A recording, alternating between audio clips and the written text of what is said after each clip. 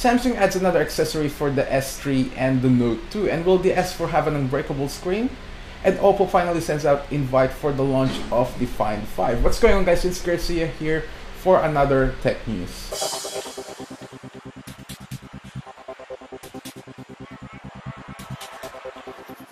Now that 2012 is finally over, rumors are starting to build up for the next Galaxy S phone, the Samsung Galaxy S4. And rumors are being said that it will have an unbreakable screen. Unbreakable screen, think about it.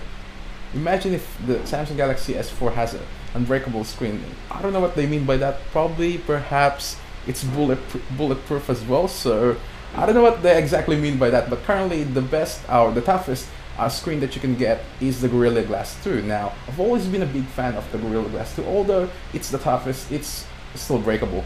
But apart from that, it's also being reported that it will feature a 4.99-inch display, so let's say about 5-inch, and it's also being said to feature a 1080p display. Now, speaking of the 1080p display, it's pretty much kind of making sense now that, you know, we've seen the DNA, the Droid DNA, we've seen the Butterfly, now the Oppo Finder, the Oppo Find 5, which is about to, which is soon going to be released in China. So now I'm going to be talking about that on this news as well. So apart from that, it's also being said to have a 2 gigabytes of RAM, but there's also a report saying that Samsung is actually preparing a smartphone that will feature a 3 gigabytes RAM. Crazy, crazy, crazy. If Samsung ever release a 3 gigabytes, you know, Samsung Galaxy S4, I think everyone's gonna be shocked because it's 3 gigabytes. Think about it.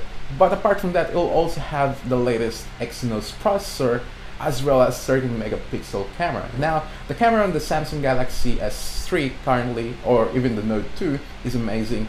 Although I believe the iPhone 5 is still a little bit better in terms of color. The Samsung camera is a little bit oversaturated, I guess, but in the next Galaxy S4 we'll see how the camera works. But apart from that, I'm really excited about the next generation Galaxy S phone, so let me know what you think about it just by sending me some comments down below. But apart from that, it's really exciting.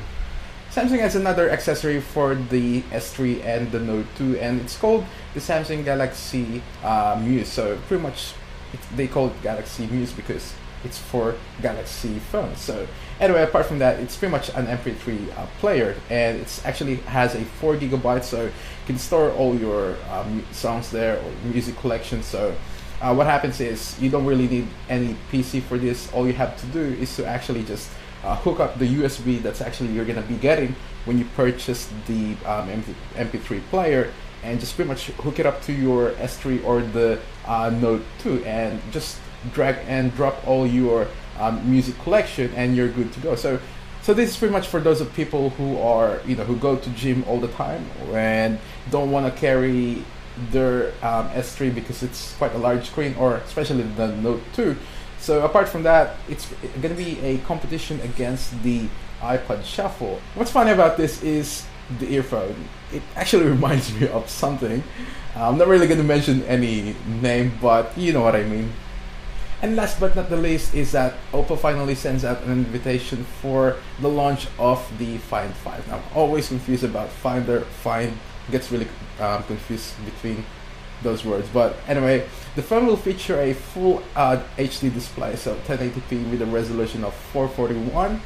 It will also have the latest processor, which is the Qualcomm Snapdragon S4 Pro, and it is clocked at 1.5 gigahertz. So it's going to be pretty fast, as I believe the Qualcomm is the fastest processor you can get on the market at the moment. So apart from that, it will also have a 2 gigabytes of RAM, 16 gigabytes of internal memory. So it's pretty decent in terms of internal, but you know, hardware wise, it's pretty good. And this is also being said to be the world's thinnest smartphone. So I believe that's gonna be obviously gonna be thinner than the iPhone 5, I guess. So I've used the iPhone 5 and it's pretty thin. So I'm really excited this. Hopefully it will land in Australia, and in China the release date is actually by the end of December.